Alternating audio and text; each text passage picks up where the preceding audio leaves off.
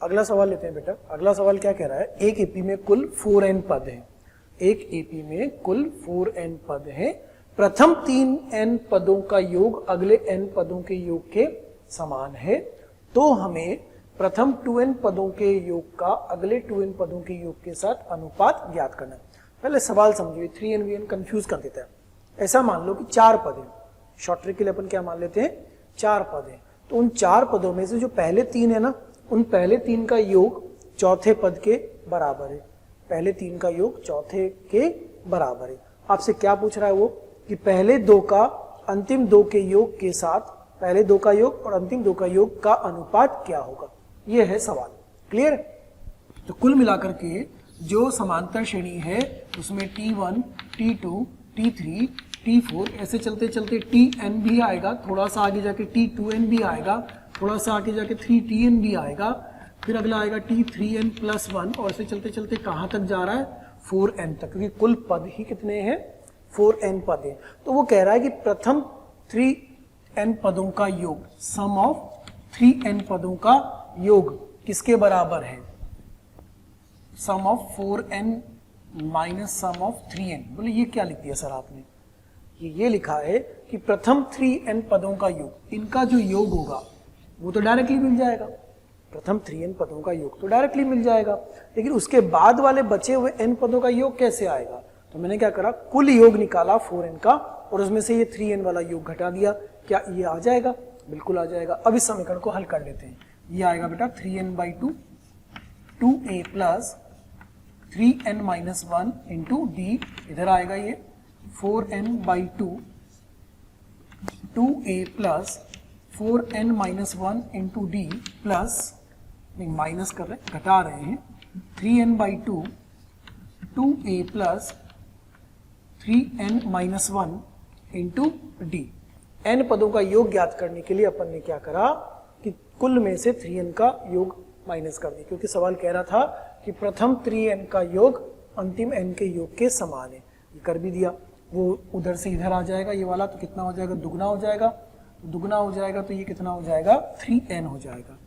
तो 3n into 2a plus 3n-1 into D बराबर, इसमें से 2 कॉमन निकाल के काट सकते हैं क्या, नहीं 2 कट रहा है तो यहाँ आ जाएगा 2a plus 4n-1 into D, इतना मिल रहा है। इसमें भी देखो n और ये n तो कैंसिल हो गया, ये n भी कैंसिल हो गया। अब इसको हल कर ले अपन, एक समीकरण, एक संबंध अपने पास उपलब्ध हो जाएगा। तो ये आएगा बेटा 6a plus 3d into 3n-1 बराबर 4a plus 2d into 4n-1। और हल करेंगे तो 6a plus 9dn minus 3d बराबर 4a plus 8dn minus 2d। अव्यवस्थित कर लेते हैं, कितना हुआ ये 2a, इधर आया तो 9dn minus 8adn plus dn, और ये हो जाएगा माइनस d बराबर 0।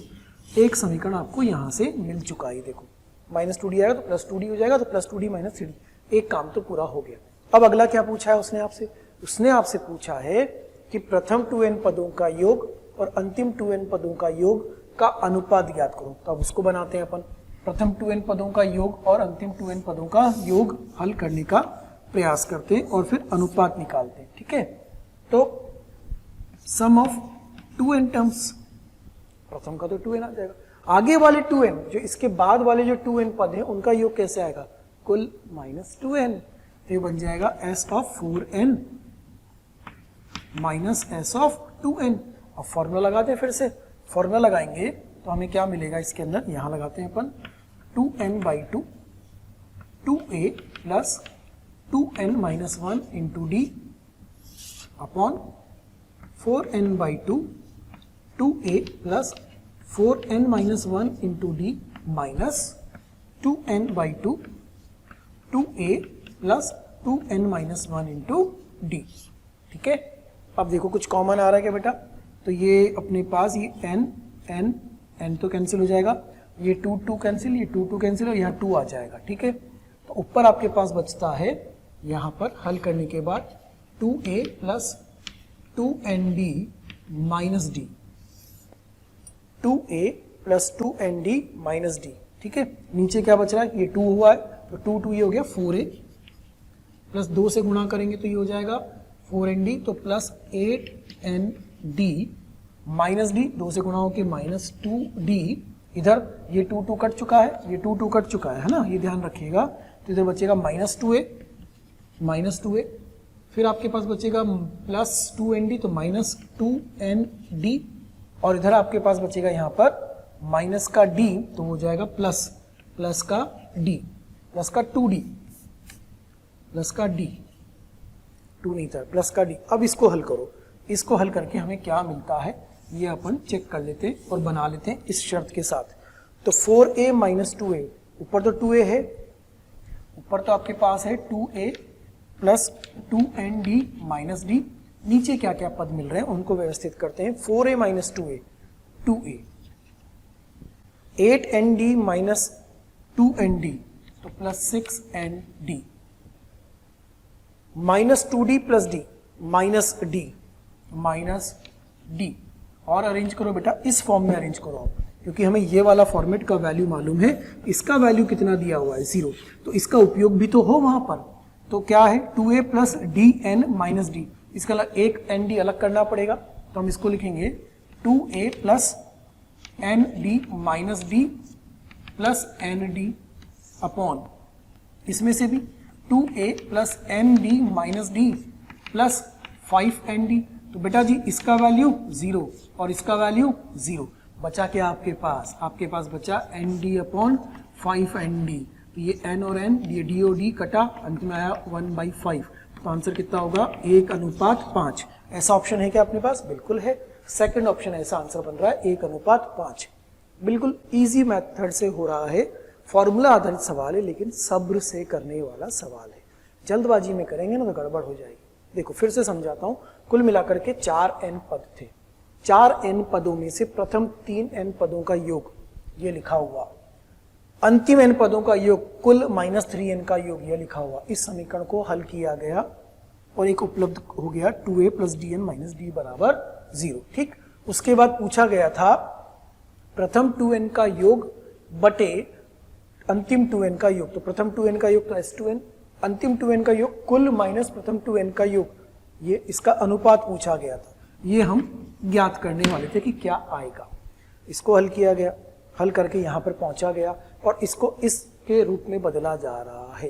तो एक nd अलग कर दिया, इसमें से भी एक 5nd अलग कर दिया, ये 0, ये आ गया आपके पास 1/5, 1:5। इजी फॉर्म में आंसर आ रहा है। अब इसी सवाल की शॉर्ट ट्रिक समझिएगा, ठीक है। सेम क्वेश्चन के लिए अपन शॉर्ट ट्रिक की बात करते हैं। क्योंकि n में चल रहा है तो फिर मन मर्जी से कुछ भी लिए जा सकते हैं।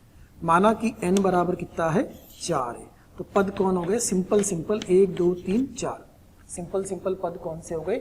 1 2 3 4, बस। अब क्या बोल रहा है वो कि प्रथम 3n पदों का योग, तो प्रथम 3n पदों का योग 6, अंतिम n के बराबर 4, आएगा क्या? ऐसा नहीं आएगा, बस यहाँ गड़बड़ हो जाएगी। क्या करना पड़ेगा? पद ऐसे माने हैं जो इस शर्त को संतुष्ट करते हो। तो हम एक काम करते हैं, 0 1 2 3 4 मान के देखते हैं। 0 1 2 3 मान लेते हैं। 4 पद ये भी तो एपी में ही है, देखो ना, सार्वंतरिक आ रहा है, सार्वंतरिक आ रहा है, सार्वंतरिक आ रहा है। तो प्रथम 3 पदों का योग 3, अंतिम के बराबर आ रहा है। इसका मतलब ये वाला अपना संख्याओं को संतुष्ट करने वाला खेल हो गया। अब क्या पूछा है उसने? प्रथम 2n का योग 0 + 1, अंतिम के बराबर हो 10, आंसर आ गया तो बहुत जल्दी 1/5। अब उसने जो शर्त दी थी वो शर्त संतुष्ट कराने के लिए संख्याएं माननी हो सकता है आपको पीछे से लेनी पड़े, -1 0 1 2 ऐसी लेनी पड़े, कैसे भी लो, एपी में होनी चाहिए और दी गई शर्त को संतुष्ट करनी चाहिए, ये ध्यान रखिएगा। देखिए अगले सवाल पर आते हैं। अगला सवाल क्या कह रहा है बेटा? अगला सवाल कह रहा है कि यदि एबीसी समांतर श्रेणी में है, यदि एबीसी समांतर श्रेणी में है तो हमें सिद्ध करना है, दो अलग अलग भाग दिए हुए कि b + c c + a a + b AP में होंगे तथा b + c का होल स्क्वायर -a², इस तरह से ये जो संख्या दी ये भी एपी में होंगी। इनको अगर ये एग्जाम में आ जाते हैं, प्रूफ दैट तो आएगा नहीं, देखो ऑब्जेक्टिव एग्जाम में, लेकिन फिर भी कहीं मिले तो अपन कर सकते हैं। बाकी ऑब्जेक्टिव एग्जाम के लिए शॉर्ट ट्रिक है, वो भी मैं आपको बताने वाला हूँ, ठीक है। शॉर्ट ट्रिक भी अभी करने वाले हैं। पहले अपन एक बार मेथड सीख ले थोड़ा सा प्रैक्टिस के लिए, ठीक है। तो हमें जो गिवन है पहले उसकी बात करें। वो दिया है कि ए बी सी किस में है, एपी में है। इसका अगर 2b बराबर कितना होगा, a प्लस सी होगा। ये तो पक्का हो गया। अब जो आपको सिद्ध करना है वो क्या सिद्ध करना है, b plus C, C plus a plus B माना किस में है, एपी में। मान के चल रहे हैं कि वो एपी में। तो अगर इससे शुरुआत करते हुए चलेंगे और यहां पहुंच जाएंगे तो एपी में सिद्ध हो जाएगा, क्योंकि एबीसी ऑलरेडी किस में दिए हुए हैं, एपी में दिए हुए हैं। अच्छा, अब जो अपन ने कुछ प्रॉपर्टीज पढ़ी थी, कुछ इंपॉर्टेंट पॉइंट शुरू में पढ़े थे, उसमें बताया गया था कि यदि एपी के पदों में से कोई अशून्य संख्या घटा दी जाए, जोड़ दी जाए, गुणा कर दी जाए या भाग दे दी जाए तो प्राप्त नई श्रेणी भी एक समांतर श्रेणी ही होती है, उसमें कोई बदलाव नहीं होता है, श्रेणी समांतर श्रेणी ही बनी रहती है। तो हम इसमें से क्या करें, minus of a plus b plus c कर दे। सभी पदों में क्या कर दें, minus of a plus b plus c. तब इसमें से घटाएंगे minus a plus b plus c, तो क्या मिलेगा, देखो आपको क्या मिलेगा। इसके अंदर से घटाओगे तो बी प्लस सी माइनस ए माइनस बी माइनस सी, तो कितना बच जाएगा आपके पास, ये आ जाएगा माइनस ए। इसमें से minus a plus b plus सी घटाओगे तो क्या आएगा, minus a plus b plus सी घटाओगे तो क्या आएगा बेटा, वो आएगा आपके पास माइनस बी। इसमें से घटाओगे तो कितना आएगा, माइनस सी। तो क्या ये भी एपी ही रहेगी, बिल्कुल रहेगी। माइनस से गुणा करने पर वो क्या बन जाएगा, ए बी सी, वो भी क्या रहेगी, एपी ही रहेगी। इसका मतलब जो दिया था वहां पहुंच गए, एबीसी पहले से ही एपी में, तो जो हमने माना था वह सही सिद्ध हो गया, हेंस प्रूव्ड। अब दूसरे तरीके से चलते हैं, रिवर्स चलते हैं, और है ना। अब दूसरे तरीके से ए बी सी किस में दिए हुए, एपी में। ये तो क्या करा मैंने, आरएचएस से एलएचएस की तरफ गए, कभी कभी एलएचएस से आरएचएस की तरफ भी जाते हैं, दोनों तरीके चलते हैं सिद्ध करने में। तो एबीसी किस में है, एपी में। अब इसमें अपन क्या कर रहे हैं, इसमें करते हैं कि minus a plus b plus सी सभी में, minus a plus b plus सी सभी में कर देते हैं। तो क्या बनेगा, ये देखना, ये बनेगा ए माइनस बी माइनस सी, बी माइनस ए माइनस बी माइनस सी, सी माइनस ए माइनस बी माइनस सी। अभी भी क्या बनी रहेगी, एपी, ठीक है। तो ये ए और ए गया, ये बी और बी गया, ये सी और सी गया। आपके पास आया minus of b plus c, minus of a plus c, minus of a plus b. Minus से गुणा कर देंगे, अभी भी एपी, कोई अंतर तो आया ही नहीं है। ये बन जाएगा बी प्लस सी, सी प्लस ए और ए प्लस बी किसमें है, एपी में। क्या हमें यही सिद्ध करना था, हाँ हमें यही सिद्ध करना था कि वो एपी में आ जाए, आ गए एपी में। दोनों तरीके से बता रहा हूँ मैं, आरएचएस से एलएचएस की तरफ जा रहे हैं, एलएचएस से आरएचएस की तरफ आ रहे हैं, ठीक है। अब इसी में लगाते हैं अपन शॉर्ट ट्रिक।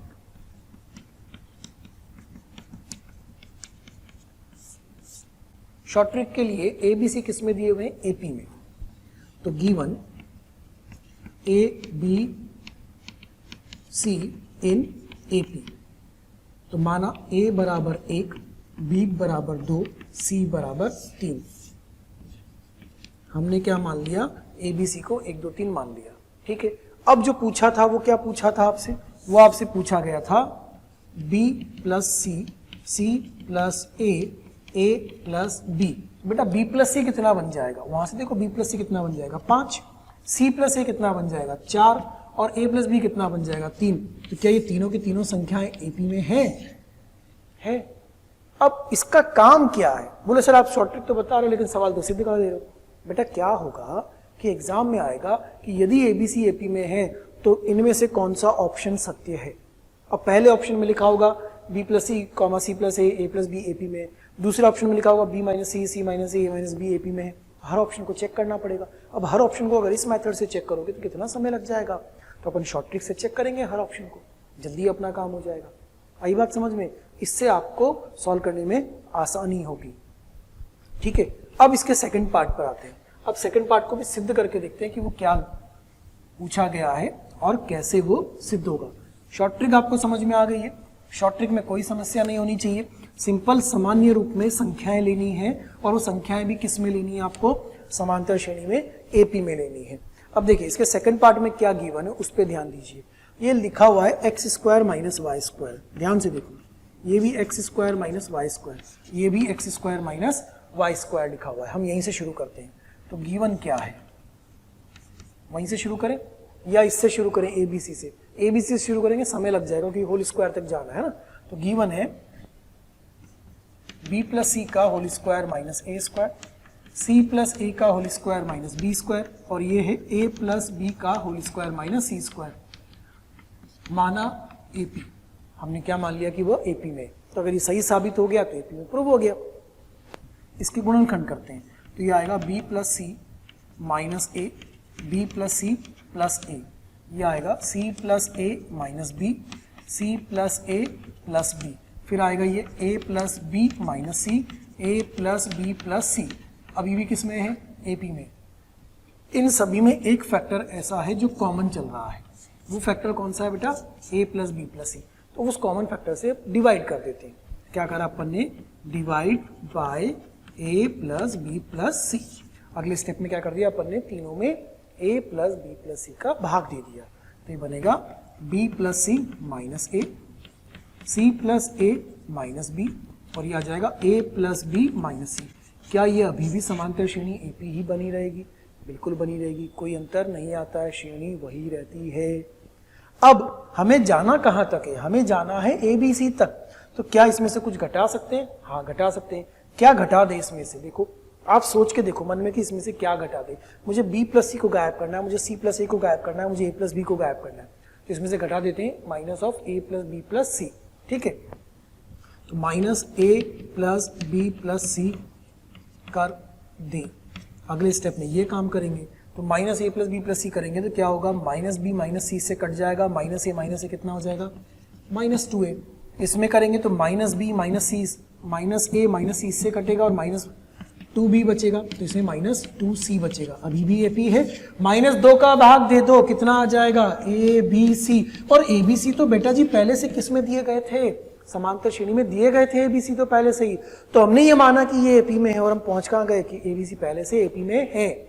अब इसका रिवर्स चला लो, पहले 2 से गुणा करा, फिर माइनस से गुणा करा, फिर उसमें ये जोड़ दिया, फिर उसमें गुणा कर दिया, अपने आप वहां पर भी पहुंच जाओगे। दोनों तरीके हैं, और शॉर्ट ट्रिक तो है ही सही। एबीसी को क्या मान लो? 1, 2, 3, इसमें रख के चेक कर लो, जो संख्याएं बनेंगी वो भी क्या बननी चाहिए? एपी वाली संख्याएं बननी चाहिए। अगर वो एपी में बनी तो एपी में है, नहीं बनी तो एपी में नहीं है। ओके, मैं सबसे पहले आपको धन्यवाद देना चाहता हूँ, थैंक यू सबको, क्योंकि डेली हजारों स्टूडेंट्स हमारे वीडियो देख रहे हैं और अपना फ़ायदा उठा रहे हैं। आपसे रिक्वेस्ट है कि आप YouTube चैनल पे जाएं, डिस्क्रिप्शन बॉक्स में जाएं और लिंक पे जाकर के सब्सक्रिप्शन करें, ताकि आपको इसका और भी बेहतर तरीके से फ़ायदा मिले। दूसरी बात, यदि आप डाउट सॉल्विंग का भी फ़ायदा लेना चाहते हैं, स्टडी मटेरियल का भी फ़ायदा लेना चाहते हैं, तो उस लिंक पर जाकर के अपने प्रीमियम सब्सक्रिप्शन को सुनिश्चित कीजिए। देखिए बेटा, अगला सवाल लेते हैं। अगला सवाल भी फिर सिद्ध करने वाला ही है। वो सवाल क्या कह रहा है कि यदि A1, A2, A3, A4, AN एक समांतर श्रेणी के n पद हैं, समांतर श्रेणी के n पद हैं, तो हमें ये सिद्ध करना है कि 1/A1, A2, 1/A2, A3 इस तरह से जो मिलते जा रहे हैं, ये किसके बराबर है? n-1/A1 into AN। अगर ध्यान से देखो तो इस तरह के सवाल आप पहले भी कर चुके हैं। बोले कहाँ करें? पहली बार तो पढ़ा रहे समांतर श्रेणी, पहले कहाँ कर लिए? पहले करे हैं ट्रिग्नोमेट्री में। त्रिकोणमिति का जो पहला चैप्टर था, त्रिकोणमिति के पहले चैप्टर में जब त्रिकोणमिति श्रेणियाँ, लेक्चर नंबर 14-15 के आसपास आपने इस तरह के सवाल करे थे। त्रिकोणमितीय श्रेणियों वाले में इस तरह के सवाल किए थे कि उनको उनके अंतर के रूप में लिखते थे, और फिर सबको लिखने के बाद जो माइनस वाले पद थे कुछ कट जाते थे। कुछ इस तरह से इसको करेंगे। देखो कैसे शुरू किया जाए सवाल, ध्यान दीजिएगा। सबसे पहले तो अगर ये सारे के सारे एपी में है, अगर ये सारे के सारे एपी में है तो इसका सारवंतर डी कितना होगा? A2 minus A1, A3 minus A2, इस तरह से AN माइनस AN माइनस 1। क्या ये सारवंतर डी के बराबर होगा? बिल्कुल होगा। अपन इधर LHS से शुरू करते हैं। जो LHS है वो क्या है? 1/A1 A2 plus 1/A2 A3 plus 1/A3 A4, और ऐसे चलता चलता कहाँ तक जा रहा है? 1/AN माइनस 1 AN तक।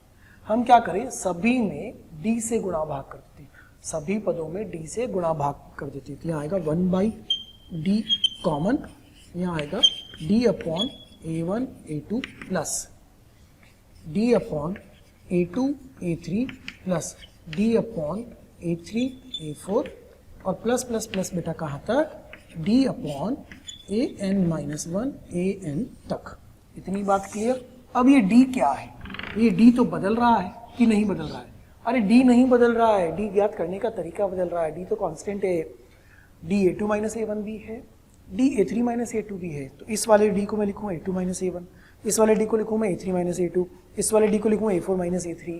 तो कुछ तो कटने वाले पद बनेंगे, याद आया? तो ये क्या बन जाएगा, 1 by D A2 minus A1 upon A1 A2 plus A3 minus A2 upon A2 A3 plus A4 minus A3 upon A3 A4 और ऐसे चलते चलते AN minus AN-1 upon AN minus 1 into AN, इस तरह से लिखते चले गए।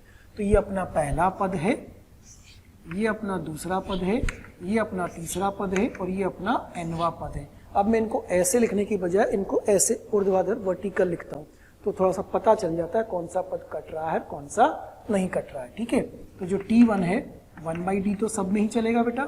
T1 में अगर यहाँ से तोड़ोगे तो क्या आएगा, A2 कट जाएगा 1 अपॉन A1, फिर माइनस A1 कट जाएगा 1 अपॉन A2, फिर T2 1 अपॉन डी तो ऐसे ही चलेगा। देखो फिर इसको तोड़ोगे, यहाँ से तोड़ रहे हैं आप, है ना, आप यहाँ से तोड़ रहे हैं, जब माइनस से तोड़ेंगे तो इसमें A3 कट जाएगा 1 अपॉन A2, इसमें A2 कट जाएगा माइनस 1 अपॉन A3, फिर T3 लिखोगे बेटा तो 1 अपॉन डी तीसरे पद में देखो, फिर यहाँ से तोड़ोगे बेटा तो वो A4 कटेगा, कितना आएगा 1 upon A3 minus 1 upon A4 और ऐसे चलते चलते nth पद में 1 अपॉन डी 1 अपॉन क्या आएगा, देखो AN कटेगा तो A of n-1 minus 1 upon AN तक आ जाएगा।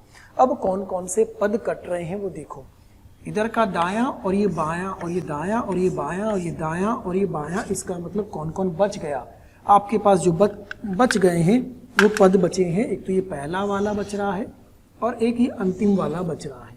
इसका मतलब अब योग लिख सकते हैं आसानी से। तो योग क्या होगा, तो योग हो जाएगा 1 बाई डी, ध्यान से देख लेना, 1 बाई डी पहला पद बचा हुआ है 1 upon A1 minus 1 upon AN। ठीक, अब एलसीएम लेके इसको आगे हल करते हैं तो ये होगा 1 by D AN minus A1 upon A1 AN। तो कुछ तो अपन हल कर चुके हैं, देखो इधर नीचे A1 AN आना चाहिए था, आ गया है, ऊपर वाला अपने को लाना है अभी। अब उस पर आते हैं, तो अंतिम पद AN क्या है, अंतिम पद का formula A plus n-1 into d, a की जगह कौन आएगा A1, तो क्या लिखोगे 1 by d A1 plus n-1 into d minus A1 upon A1 into AN। ये A1 गया, ये आपके पास आया 1 by d n-1 into d upon A1 AN। ये D और D गया तो ये आ गया n-1 अपॉन A1 AN। क्या यही हमें सिद्ध करना था, जो आपको सिद्ध करना था क्या वो आपको मिल गया, हैंस प्रूव्ड हो गया ये n-1 अपॉन A1 AN। ठीक है, तो क्या किया गया, सबसे पहले सारवंतर को पहचाना गया। तो सारवंतर आ रहा है ना, वो इन पदों का अंतर सारवंतर आ रहा है, तो D से गुणा भाग कर दिया गया सब जगह पर। फिर D को लिखा गया अलग अलग तरीके से, पदों को तोड़ा गया, जो नेगेटिव पॉजिटिव कट गए, एक पहला बचा एक आखिरी बचा, उसको फिर एलसीएम लेके सॉल्व कर लीजिए, जो प्रूव करना था वो आपको मिल जाएगा। अगला सवाल लेते हैं बेटा अपन। अगला सवाल है कि यदि log 3 ब्रैकेट में 2x माइनस 5 तथा log 3 ब्रैकेट में 2 की पावर x माइनस 7/2 AP में है तो x का मान ज्ञात करें। ये IIT एडवांस में आया हुआ क्वेश्चन है, IIT एडवांस में पहले पूछा जा चुका है, पुराना प्रश्न है ना। अब इसको क्या करना है, शर्त दी गई है पहले से, तो क्या हमें इतनी जानकारी है कि यदि ABC AP में होते हैं, यदि ABC AP में होते हैं तो क्या 2B बराबर A प्लस C होता है। इतनी जानकारी हम प्राप्त कर चुके हैं कि यदि ABC AP में है तो 2B बराबर A प्लस C होता है। अब यही आपको यहाँ लगाना है, तो 2 टाइम्स ऑफ log 3 बीच वाला पद है ना, 2 की पावर x माइनस 5 बराबर उधर जाएगा, ये तो क्या हो जाएगा log 3 2 प्लस इधर आ जाएगा log 3 2 की पावर x माइनस 7/2, 2b बराबर a प्लस सी हमने कर दिया, 2b बराबर a प्लस सी। अब इस 2 का क्या करें, इस 2 को उठा के यहाँ ले चलते हैं, तो क्या बन जाएगा log बेस में 3 2 की घात x माइनस 5 का वर्ग बराबर log 3। अच्छा ये प्लस का क्या करें, गुणन में ले जाएं इसको, तो बन जाएगा 2 इंटू 2 की पावर x माइनस 7/2। अब क्या ये log 3 खत्म हो जाएगा, जी हाँ बिल्कुल खत्म हो जाएगा।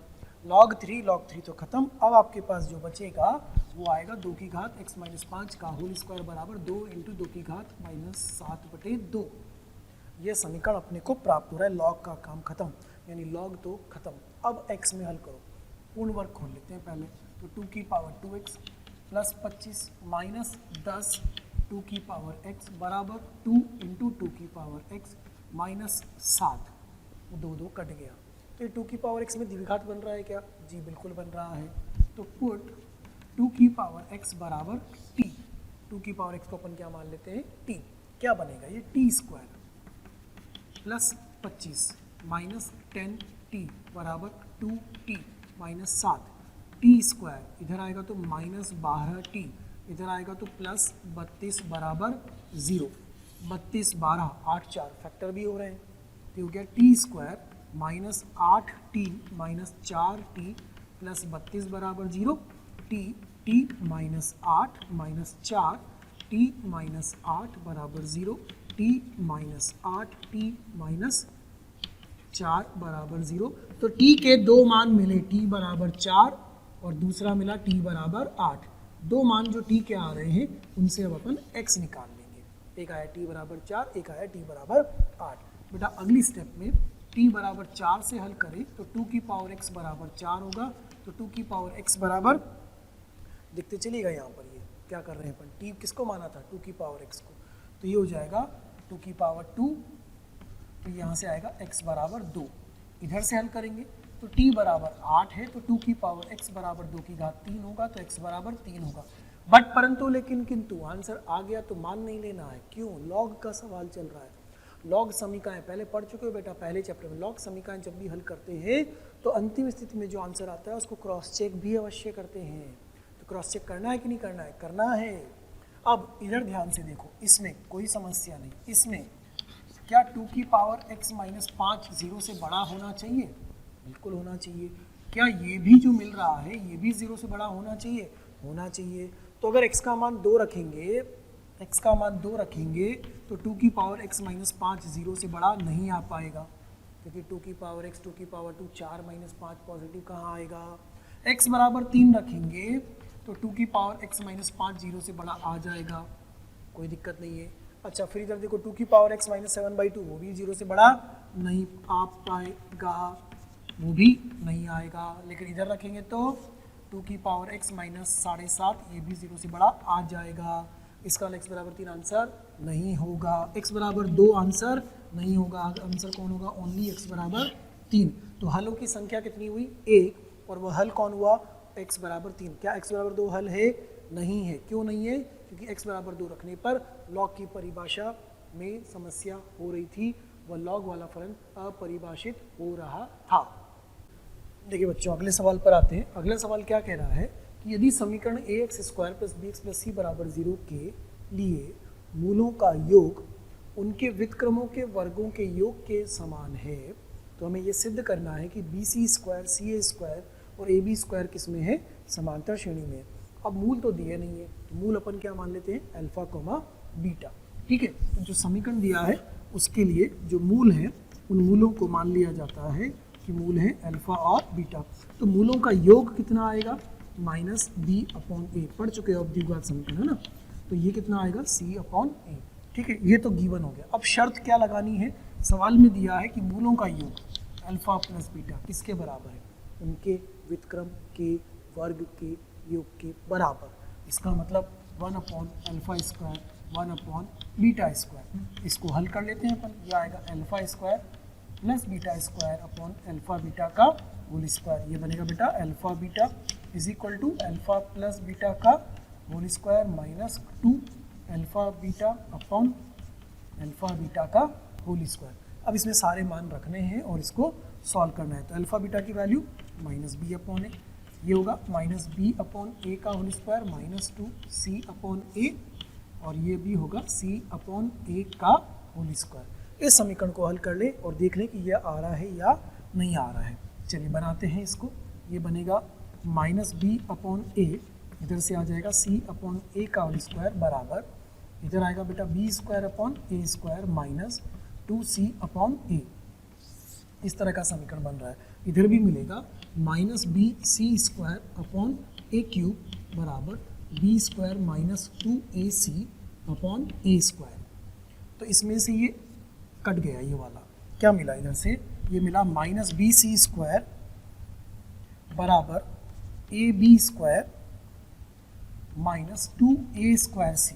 एक बार चेक करते हुए चलिए देखें इसको, minus b c square, a उधर गुणा हो गया तो a b square minus 2a square c, a square तो अपन खत्म कर चुके थे। अब इसको लिखें minus b c square, minus हटा देते तो ये आ जाएगा 2a square c minus a b square, और बी सी स्क्वायर बराबर ए square c plus a square c minus a b square. ठीक है, तो ये बन जाएगा, अपने को जो हल करना था कुछ वैसा ही बन रहा है। देखो अगर उनको हम इधर ले जाएं और इसको इधर ले जाए तो ये बन जाएगा a b square minus a c a square, a b square इसको इधर ले आए माइनस इस वाले को चाहिए अपने को यहाँ पर, तो सी ए स्क्वायर, वो दोनों पद, ये वाला पद और ये वाला पद इधर ले आए।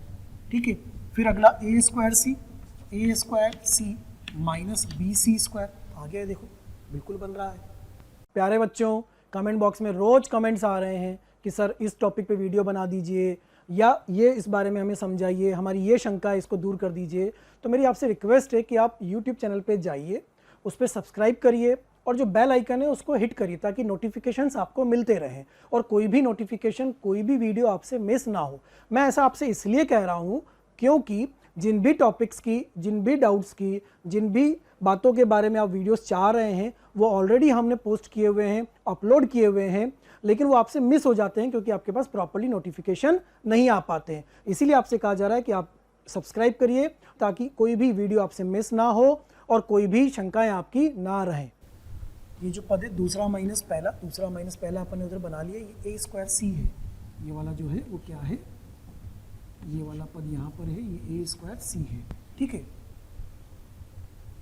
ये बन गया है a b square minus c a square, इधर से अब आ गया c a square minus b c square, ये बन रहा है आपके पास। तो इसको अगर लिखेंगे तो ये बन जाएगा a b square plus b c square is equal to 2a square c, अर्थात आपको मिला कि b c square a square c a b square किस में प्राप्त हो गए, ए पी में, यही मिल गया था, इस जगह पे मिल रहा था ऊपर, है ना। ये किस में आ चुका है, ए पी में, समांतर श्रेणी में। ये सिद्ध करना था।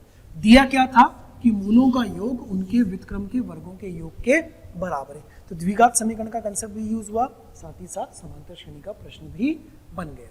ठीक है, तो अगला टॉपिक लेते हैं बेटा। अगला टॉपिक है समांतर माध्य, है ना। कुछ जो संख्याएं थी वो समांतर श्रेणी में थी, तो उसी में अगला टॉपिक है अपना समांतर माध्य, अरिथमेटिक मीन।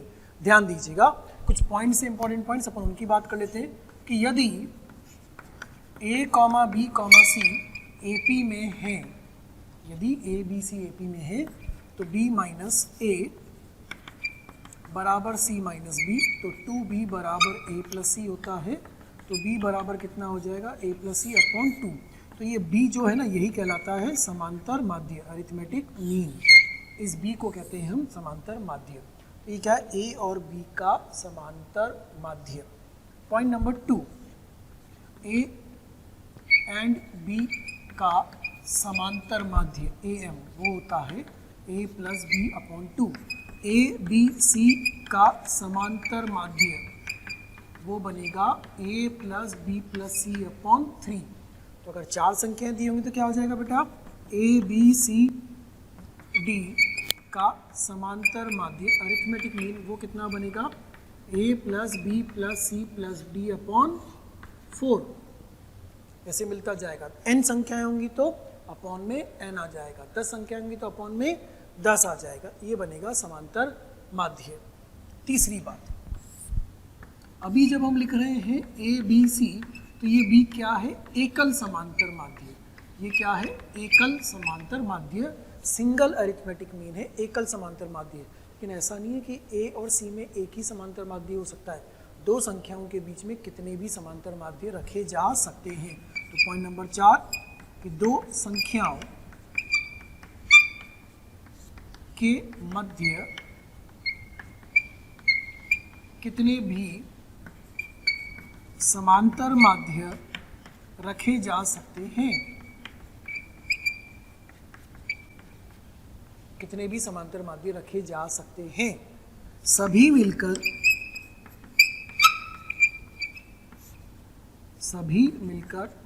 एक एपी ही बनाते हैं, सभी मिलकर एक एपी बनाते हैं। सबसे मिलकर जो बनेगा वो क्या बनेगा, एक एपी बनेगा। दोबारा से बात करता हूँ कि अगर ए बी सी है तो जो बी होता है वो समांतर माध्य होता है। बी क्या होता है, a+c/2। दो संख्याओं का समांतर माध्य, दोनों का योग बटे 2, 3 का माध्य, तीनों का योग बटे 3, 4 का, चारों का योग बटे 4, 10 का, दसों का योग बटे 10, n का योग बटे n। ए बी सी में जो बी होता है वो क्या कहलाता है, एकल समांतर माध्य। अगर एक है तो एकल समांतर माध्य कहलाएगा। अब अपन कह रहे हैं कि दो संख्याओं के बीच में एकल माध्य भी नहीं बल्कि अनेक माध्य भी रखे जा सकते हैं, के मध्य कितने भी समांतर माध्य रखे जा सकते हैं, सभी मिलकर क्या बनाते हैं, एक एपी बनाते हैं। माना A1, A2, A3, AN इस तरह से चलते जा रहे हैं। AN ये सब के सब क्या हैं, समांतर माध्य है। ये N समांतर माध्य है। ये क्या है, N समांतर माध्य हैं। इनको रख रहे हैं अपन दो संख्याओं के बीच में A और B में। तो इनको रखने से जो सीरीज बनेगी वो क्या बनेगी, एक समांतर श्रेणी AP बनेगी। और उस AP के लिए फिर अपन वापस खेलना शुरू कर देंगे। देखिए 1 by 1 सारी चीज़ों को निकालते हैं। सारवंतर, प्रथम पद, 10वां पद, चौथा पद, वो सब क्या आएगा, सभी पदों का योग क्या आएगा, वो सारी कैलकुलेशंस कर लेते हैं। ठीक है, तो अपन क्या रख रहे हैं, A और B के बीच में N समांतर माध्य, A एंड B के मध्य N समांतर माध्य। अपन इस हेडिंग की बात करें। ठीक है, तो ये A, इसके बीच में पहला, दूसरा, तीसरा, ऐसे चलते चलते कितने माध्य रख दिए, N। तो ये सब के सब मिलके क्या बनाते हैं, AP ही बनाते हैं। ये A, A1, A2, A3, AN, B यह मिलके क्या बना रहा है, एक समांतर श्रेणी बना रहा है। और इस समांतर श्रेणी के बीच में अपन ने क्या रखे हैं, ये N समांतर माध्य रख दिए हैं। ठीक है, तो सबसे पहली बात, कुल पद कितने हुए। सबसे पहली बात क्या आती है कि कुल पद कितने हुए बेटा। ये तो n रखे, ये n+1 हुआ, ये n+2 हुआ, तो कुल पद कितने हो गए, n+2। ध्यान देना, अच्छी अच्छी बातें हो रही हैं यहाँ पर, है ना। कुल पद कितने हुए, n+2। इसमें यह क्या पहला पद है, क्या यह दूसरा पद है, क्या यह तीसरा पद है, क्या ये चौथा पद है, ऐसे चलते चलते जा रहे हैं। क्या ये n+1वां पद है और क्या ये n+2th पद है। तो समांतर श्रेणी का पहला पद A है, दूसरा पद पहला समांतर माध्य, तीसरा पद दूसरा समांतर माध्य, चौथा पद तीसरा समांतर माध्य है ना। n+2th अंतिम पद B है। क्या अंतिम पद की वजह से अपन सार व अंतर ज्ञात कर सकते हैं। जो अंतिम पद B होगा उसका फॉर्मूला A+n+2 - 1 × D होगा ना। अरे A+n - 1 × लेकिन n की जगह कौन आ रहा है, n+2। तो B बराबर A+n + 1 × D। तो D का मान कितना आ गया बेटा जी, यहाँ से D का मान आया B - A/n+1। ये क्या मिला, इस समांतर श्रेणी का सारवंतर मिल गया। कुल पदों की संख्या मिल गई n+2, इस समांतर श्रेणी का सारवंतर भी मिल गया। अब सारवंतर मिल जाता है तो क्या पद ज्ञात कर सकते हैं, बिल्कुल कर सकते हैं। जो A1 है वो क्या है, AP का T2।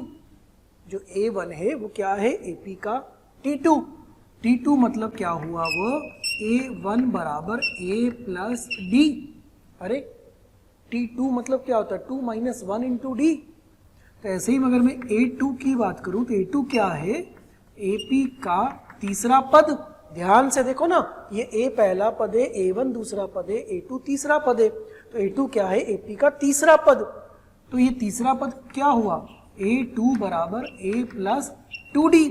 इसका मतलब तीसरा जो समांतर माध्य होगा वो AP का चौथा पद होगा, तो क्या हम उसको A प्लस 3D लिख सकते हैं? फॉर्मूला बनने लग गया बेटा। क्या फॉर्मूला बनने लग गया कि पहला समांतर माध्य A1 प्लस D, दूसरा समांतर माध्य A प्लस 2D, तीसरा समांतर माध्य A प्लस 3D, तो 10वां समांतर माध्य A प्लस 10D, तो 11वां समांतर माध्य A प्लस 11D, तो nवां समांतर माध्य A प्लस ND। तो जो AN होगा वो AP का कौन सा पद होगा? N प्लस 1वां। ये था दूसरा, ये था तीसरा, ये था चौथा, तो ये कौन सा होगा? TN प्लस 1, अर्थात जो AN होगा वो बनेगा A प्लस ND। इससे कोई सा भी समांतर माध्य ज्ञात किया जा सकता है ना। मान लीजिए कि A11 ज्ञात करना है, इसका मतलब A प्लस 11D लिखो। अरे यहाँ 2 है तो यहाँ 2 लिखते हैं, 3 है तो 3 लिखते हैं। अगर आपको 27वें नंबर का समांतर माध्य ज्ञात करना है तो A प्लस 27D लिखिए। अगर आपको 9 नंबर का ज्ञात करना है तो A प्लस 9D लिखिए, समांतर माध्य मिल जाएगा। जानकारी किसकी होनी चाहिए? पहली संख्या A की, अंतिम संख्या B की, और समांतर माध्य कितने रखे जा रहे हैं वो पता होना चाहिए। N, 3 चीजें मालूम होंगी तभी तो खेलोगे। B और A और N, तभी तो खेल पाओगे, वरना खेल ही नहीं पाओगे। ठीक है, अब अपन अगला काम क्या करते हैं, ये तो मालूम कर लिया कि कौन सा समांतर माध्य ज्ञात करने का क्या तरीका होगा। फॉर्मूला जनरल क्या बन के आया? AN is equal to A plus ND। ठीक है, और D का मान कितना है? B minus A upon N plus N, वो भी रख सकते हैं यहाँ पर। ये बन जाएगा A plus B minus A upon N plus 1। इस तरह से D का मान भी रख दिया मैंने, B minus A upon N plus 1, N से गुणा करके। ये बन गया आपके पास किसी भी समांतर माध्य को ज्ञात करने का सूत्र। अब अगला काम करते हैं, इन सभी समांतर माध्यों का योग ज्ञात करते हैं। क्या करते हैं? इन सभी समांतर माध्यों का योग। जो A और B के बीच में n विभिन्न समांतर माध्य रखे जा रहे हैं उनका योग ज्ञात करते हैं बेटा।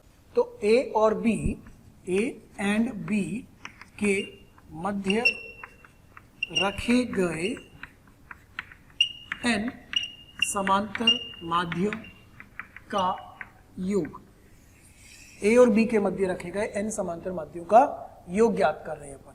तो सीरीज अपने पास कुछ ऐसी थी, A1, A2, A3 कहाँ तक जा रहा था? AN तक, और अंतिम कितना था? B। कुल मिला के क्या बन रहा था? AP बन रहा था। ठीक है, कुल पद, टोटल टर्म्स, कुल पद वो कितने हैं बेटा? N plus 2। D कितना आया था? B minus A upon N plus 1। हम सबका योग ज्ञात करने वाले हैं, मतलब हम ज्ञात करने वाले हैं सिग्मा AI। I का मान 1 से लेकर के कहाँ तक जाएगा? N तक, अर्थात A1 plus A2 plus A3 कहाँ तक? AN तक। हल कर लेते हैं। A1 A plus D, A2 A plus 2D, A3 A plus 3D, AN A plus ND। A कितनी बार आएगा? N बार। क्या लिखेंगे? NA प्लस D के साथ 1 2 3 कहाँ तक? N तक। तो ये हुआ NA प्लस D के साथ आएगा N into N plus 1 upon 2। D का मान अपन ज्ञात कर चुके हैं, यहाँ पर B minus A upon N plus 1 वो भी रख देते हैं। तो आएगा NA plus B minus A upon N plus 1 into N plus 1 upon 2। बेटा ये N प्लस 1 कैंसिल। अगले स्टेप में इसको हल कर लिया जाए, कितना बनता है वो देख लिया जाए। सिग्मा AI, I बराबर 1 से I बराबर N तक, वो आया आपके पास 2NA plus NB minus NA upon 2। ये हो जाएगा NA प्लस NB अपॉन 2। इसमें से N कॉमन निकाला तो ये बन जाएगा N into A plus b upon 2। तो ये क्या है? A प्लस बी अपॉन 2 क्या है बेटा? वापस शुरू पे आओ। जो A प्लस बी अपॉन 2 है वो क्या है? A एंड B का समांतर माध्य क्या होगा बेटा? A प्लस बी अपॉन 2 होगा। ठीक है, तो ये क्या हुआ? N times A plus b upon 2। N times A व B का समांतर माध्य। तो N समांतर माध्यों का योग कितना आया i बराबर 1 से i बराबर n तक, वो आया n टाइम्स a व b के मध्य का समांतर माध्य। a और b के मध्य समांतर माध्य का n गुना कर दो, डायरेक्टली आंसर आ जाता है। सबको जोड़ने की आवश्यकता नहीं पड़ती है, ये अपन ने पूरा फॉर्मूला निकाल के डिराइव करके देख भी लिया। बिल्कुल एक्जैक्ट आंसर आएगा अगर आप a और b के समांतर माध्य को n से गुना कर दोगे, तो जो जितने भी समांतर माध्य a और b के बीच में रखे गए होंगे ना, उन सबका योग आपको इससे मिल जाएगा। सवाल लेते हैं। पहला सवाल क्या कह रहा है बेटा, 5 व 29 के मध्य 5 समांतर माध्य रखे जाते हैं, तो वो समांतर माध्य क्या होंगे और उनका योग क्या होगा। ठीक है, तो 5 और 29, 5 फिर अगला a1, फिर अगला a2, फिर अगला a3, फिर अगला a4, फिर अगला a5 और अंत में कौन आ गया 29। ये सब मिलके क्या एक AP बना रहे होंगे। तो समांतर माध्यों की संख्या कितनी है, 5 है। तो कुल पद कितने हो गए बेटा, 7 हो गए। a और b जुड़ गए ना उसके अंदर। a कितना हुआ 5, b कितना हुआ बेटा 29। तो क्या d मिल जाता है, b minus a upon n plus 1। तो d कितना आ गया, b 29 minus 5 upon n। n कितना अपना 5 प्लस 1 है ना। n क्या है, पदों की संख्या नहीं है, पदों की संख्या तो कितनी है 7 है। ये कितना आ गया, d का मान कितना आ गया 24/6। d बराबर कितना आ जाएगा 4। ये जो AP बन रही है ना, इस AP का सारवंतर कितना आ गया 4 आ गया। अब पहला समांतर माध्य ज्ञात करना है, तो उसको लिखोगे a प्लस डी। दूसरे समांतर माध्य को क्या लिखोगे, a प्लस 2d बेटा। तीसरे को क्या लिखोगे, a प्लस 3d। चौथे समांतर माध्य को क्या लिखोगे, a प्लस 4d। और पांचवें समांतर माध्य को क्या लिखोगे, a प्लस 5d। इस तरह से d का मान रख देंगे, a का मान रख देंगे, माध्य मिल जाएंगे। ये कितना है 5 और ये माध्य कितना है 4, सॉरी सारवंतर कितना है 4, कितना आएगा 9। 5 plus 2 into 4, 8 5 13। 5 plus 3 into 4 17। 5 plus 4 into 4 21। 5 plus 5 into 4, ये आ गया आपके पास 25। देखो क्या AP में चल रहे हैं, 9 13 17 21 25, फिर 4 जोड़ोगे 29। AP बनी नहीं बनी। अच्छा, अब क्या पूछा है, इन समांतर माध्यों का योग, n समांतर माध्यों का योग। तो क्या सबको जोड़ने की आवश्यकता है, हमें सबको जोड़ने की आवश्यकता नहीं है। उसको ज्ञात करने के तरीका क्या था, n इंटू a व b का समांतर माध्य, यही था ना फॉर्मूला। n समांतर माध्यों का योग बराबर था n इंटू a व b का समांतर माध्य। तो इन 5 समांतर माध्यों का योग क्या हो जाएगा, 5 times of 5 plus 29 upon 2, 5 times of 34/2। यदि आप हमारे वीडियोस को देख रहे हैं और आपको वो पसंद आ रहे हैं, तो मेरी आपसे रिक्वेस्ट है कि आप उनको लाइक करें, सब्सक्राइब करें, शेयर करें, ताकि वो और भी ज़रूरतमंद विद्यार्थियों तक पहुंच सके और उसका लाभ वो उठा सकें। आपके प्यार और स्नेह को देखकर हमारी टीम मोशन की पूरी टीम हाईली मोटिवेटेड है और हमारा हमेशा पूरा प्रयास है और रहेगा कि आपको बेहतर से बेहतर कंटेंट प्रोवाइड करते रहें। कितना हो गया ये 5 इंटू 17। अब आप इसको हल कर लेंगे, आपका आंसर आ जाएगा। बात समझ रहे हैं, कितना हो गया ये 5 35 85। ठीक है, ये आ गया योग। अच्छा, यही योग इधर से भी आना था, जोड़ो 25 और 21, 25 और 21 कितना हो गया ये 46, 46 और 17 कितना हुआ 46, 20 66 10 56 56 और 9 46 20 66 66 76 76 और 9 85 आ रहा है, 85 मिल रहा है। इतना ज्ञात करने की जरूरत नहीं है, इतना योग करने की जरूरत नहीं है। अगर 12 होंगे तो कब तक लिखोगे, कब तक जोड़ोगे। तरीका क्या, n इंटू a व b के समांतर माध्य से गुणा कर दे, आंसर डायरेक्टली मिल जाएगा आपको। डन, ठीक है। अब इसके सेकंड क्वेश्चन पर आते हैं। क्वेश्चन नंबर 2 क्या कह रहा है, 4 व 67 के मध्य यदि 20 समांतर माध्य रखे जाते हैं तो 7वां 9वां 15वां। अब 20 के 20 निकालोगे क्या, और सबको जोड़ोगे क्या, नहीं, बहुत समय चला जाएगा। 7वां चाहिए, 9वां चाहिए, 15वां चाहिए, और अगर योग पूछा हो तो योग भी बता देंगे। अब जो 9वां 7वां 11वां जो भी चाहिए उसके लिए क्या क्या चाहिएगा, A B डी एन, ये सब चीज़ें मालूम होनी चाहिए। इन सब चीज़ों को दिया हुआ है सवाल के अंदर, उन सबको लिख के अपन इसको हल कर लेते हैं क्वेश्चन नंबर 2 को। देखिए क्वेश्चन नंबर 2 में ए तो कितना हो जाएगा 4, बी कितना हो जाएगा 67, दिया हुआ है ना, सवाल के अंदर लिखा हुआ है। दूसरे सवाल में 4, A1, A2, A3 ऐसे चलता जा रहा है, और कहाँ तक जा रहा है 20 तक जा रहा है, और ये 67 मिलके क्या बना AP। ए का मान 4, बी का मान 67, एन का मान कितना हुआ, कितने समांतर माध्य रखे जा रहे हैं 20, तो 20 समांतर माध्य। एन जो होता है वो समांतर माध्यों की संख्या होता है, पदों की संख्या नहीं होता है, पदों की संख्या तो n+2 होती है। डी क्या होगा, डी होता है b - a अपॉन n+1, तो d बराबर 67 - 4 अपॉन 20 + 1, d बराबर 63 अपॉन 21, तो d बराबर आया 3। इसका मतलब यह जो सारवंतर है 3, यह लेके चल रहा है उस AP में, ठीक है। अब पूछा है कौन सा, सातवां समांतर माध्य बराबर a + 7d, 9 नंबर वाला, तो a + 9d, 15 नंबर वाला, तो a + 15d, a कितना 4 + 7 × 3, 4 + 9 × 3, 4 + 15 × 3, इस तरह से कितना आ गया 21 4, 25, ये कितना आ गया 27 4, 31, ये कितना आ गया 45 4, 49, ये मिल गई। यही तो पूछे थे उसने, बस यही तो पूछे थे, ये जो पूछे गए थे उसके आंसर मिल गए हैं आपको। 9 नंबर वाला समांतर माध्य कौन सा होगा, 7 नंबर वाला समांतर माध्य कौन सा होगा, 15 नंबर वाला समांतर माध्य कौन सा होगा।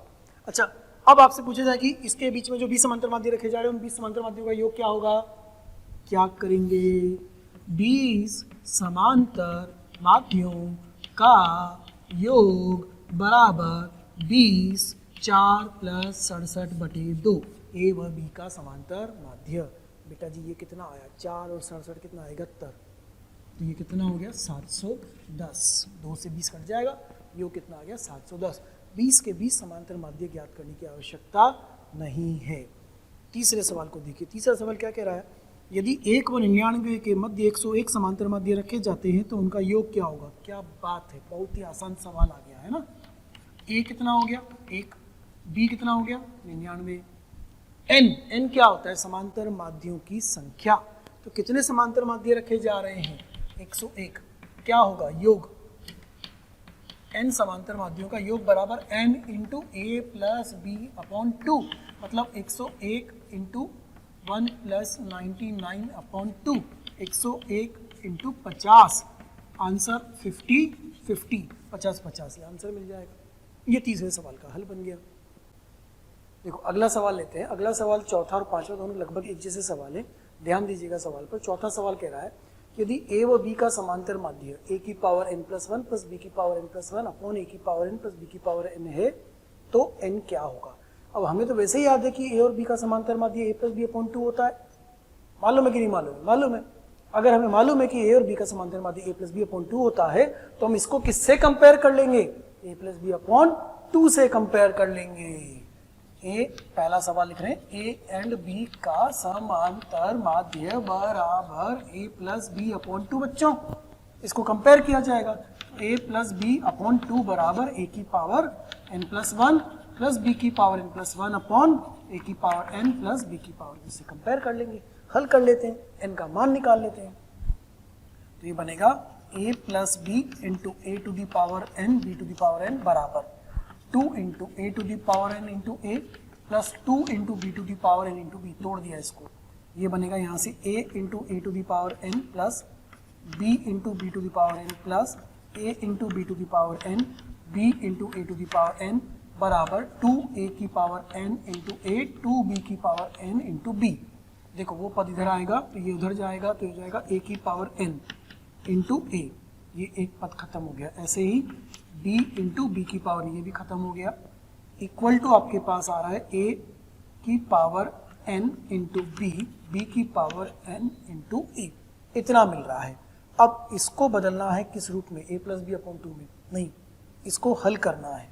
तो देखो इसमें क्या मिल रहा है, a की power n a minus a की power n b plus b की power n b minus b की पावर एन ए बराबर 0, ए की पावर एन कॉमन तो a minus b, plus b की पावर एन कॉमन तो b minus a बराबर 0। ये आया आपके पास ए की पावर एन माइनस बी की power n into a minus b बराबर 0, गुणनखंड हो गए। अर्थात या तो पहला गुणनखंड 0 होगा या दूसरा गुणनखंड 0 होगा, या तो ये 0 होगा या ये 0 कर लेते हैं अपन। अब ये क्या बनेगा, देखो a की पावर n माइनस बी की पावर n बराबर 0 या a माइनस बी बराबर 0, तो a बराबर b जो कि दिया नहीं है ना, a बराबर b दिया नहीं है, बोला है साफ साफ कि a और b बराबर नहीं है, इसका ये होगा therefore a to the power n बराबर b टू पावर n। ये कब हो सकता है, जब n बराबर क्या हो 0, n 0 होगा तभी तो होगा, क्योंकि a और b तो बराबर संख्या नहीं है, 2 की घात n बराबर 3 की घात n कब होगा, जब n बराबर क्या हो जाए 0, क्योंकि a और b बराबर नहीं है। तो आंसर कितना है, n बराबर 0। शॉर्ट ट्रिक, सेम क्वेश्चन में अपन शॉर्ट ट्रिक की बात करें। मुझे मालूम है कि जो समांतर माध्य है वो a प्लस बी अपॉन 2 बन जाना चाहिए। क्या बन जाना चाहिए, a प्लस बी अपॉन 2 बन जाना चाहिए। तो इसमें पुट n इक्वल टू 0, देखो n इक्वल टू 0 रखते a बनेगा, n इक्वल टू 0 रखते b बनेगा, n इक्वल टू 0 रखते 1 बनेगा, 1 बनेगा। क्या बन जाएगा, a plus b upon 1 plus 1, क्या बन जाएगा a प्लस बी अपॉन 2। आप ऐसे भी जांच विधि से, चेक मेथड से, हिट एंड ट्रायल मेथड से भी कर सकते थे।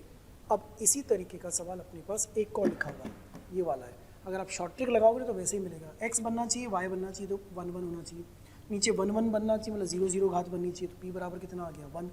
शॉर्ट ट्रिक से p बराबर कितना आ जाएगा 1, डायरेक्टली पुट करने पर। अब पूरा सॉल्व करके देख लें, बना के देख लें एक बार, अपन प्रैक्टिस हो जाएगी थोड़ी सी, थोड़ा सा कंसेप्ट स्ट्रॉन्ग हो जाएगा। ठीक है, जो अपने पास पिछले सवाल में किया गया था, समीकरण बना था, कुछ वैसे ही करेंगे। x की पावर p प्लस y की power p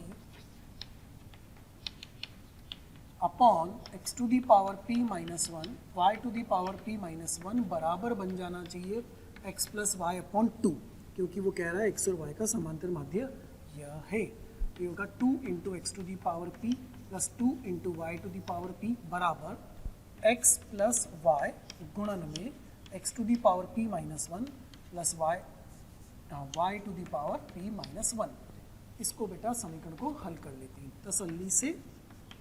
plus 2 into y to the power p बराबर x, इससे गुणा होगा तो x की पावर p ही बचेगा, देखो ना ये तो कट जाएगा, plus x into y to the power p minus 1 plus y into x to the power p minus 1 plus y to the power p बचेगा।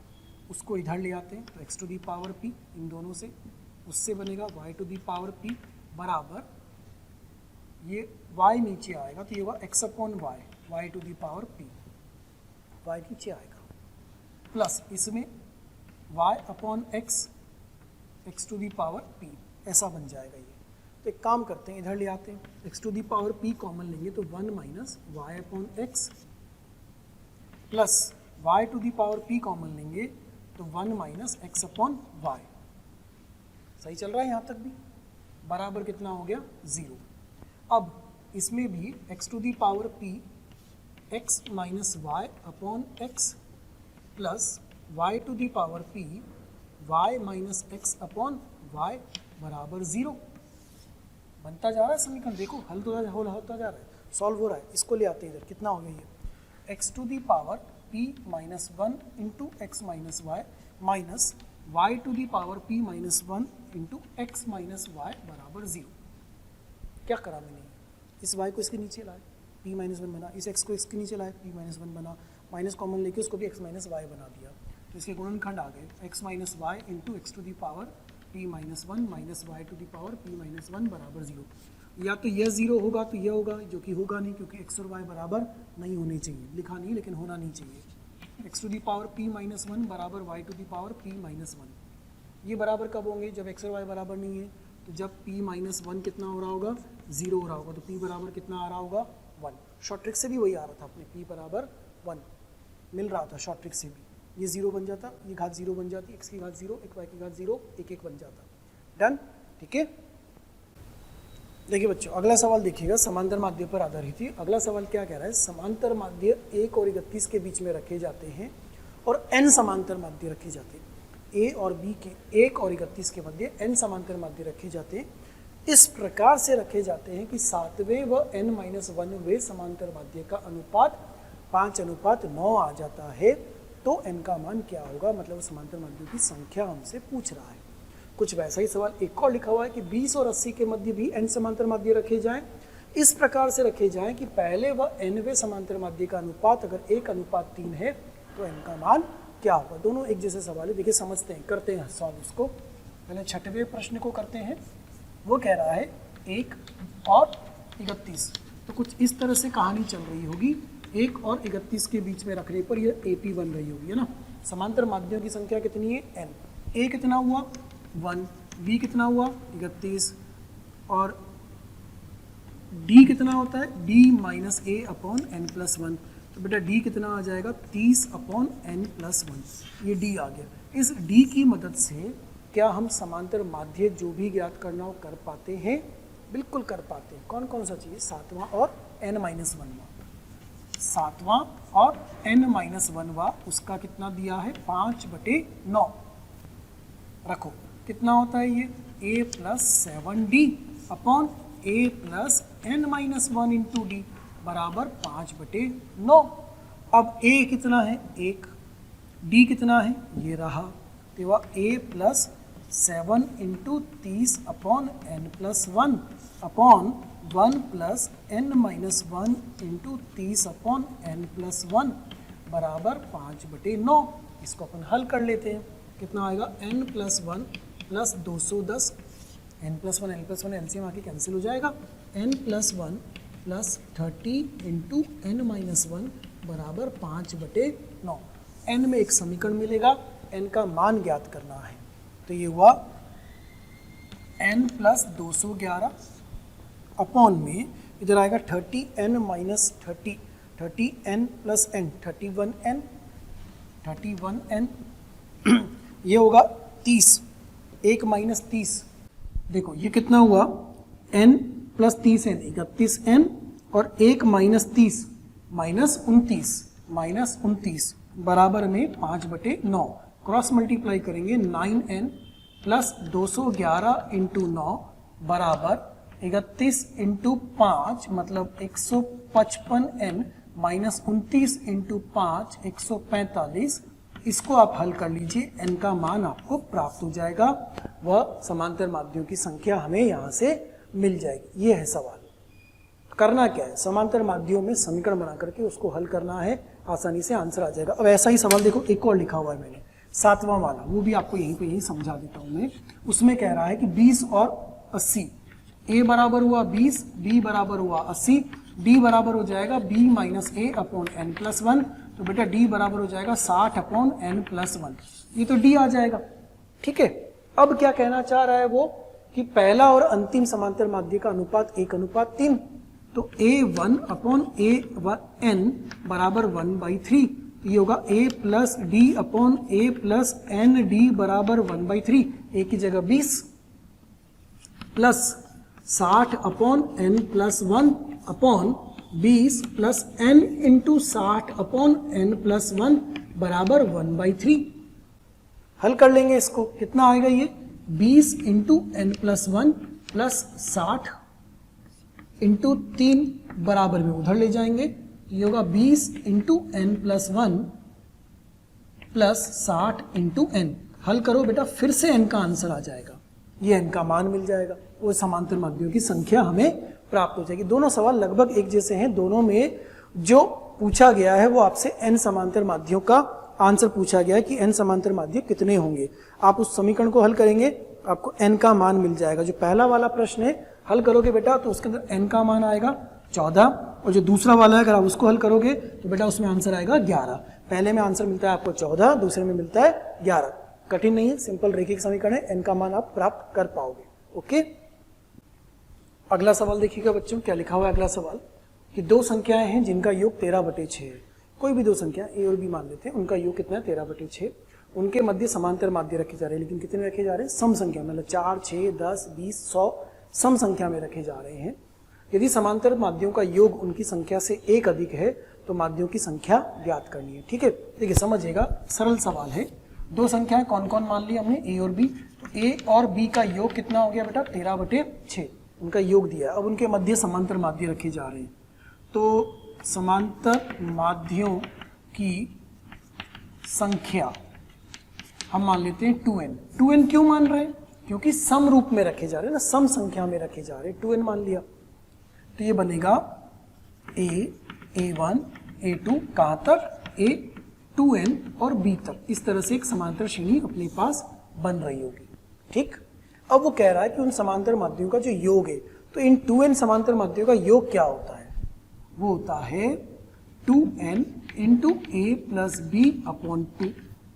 समांतर माध्यों की संख्या इंटू a व b का समांतर माध्य है ना, किसके बराबर है, उन माध्यों की संख्या से एक अधिक। तो माध्यों की संख्या कितनी है, 2n। क्या लिखेंगे, 2n प्लस 1। बस इसको हमें हल करना है और n का मान निकालना है। दिया क्या है अपने को, a प्लस बी का मान यहाँ रख देते हैं। बेटा ये 2 और 2 तो कट गया, ये हो गया n into a plus b बराबर 2n प्लस 1। n इंटू 13/6 बराबर 2n प्लस 1। इसको हल कर लेंगे, ये हो जाएगा आपके पास 13n is equal to 12n plus 6। Check करते चलो एक बार तसल्ली से इसको।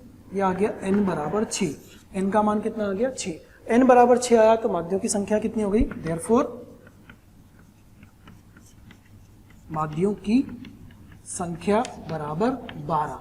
बोले 12 कैसे लिखा, 6 आया नहीं, तो n 6 आया। माध्यों की संख्या तो 2n मानी थी ना, तो माध्यों की संख्या कितनी होगी, 12। ठीक है, ये हो गए समांतर माध्य के सवाल।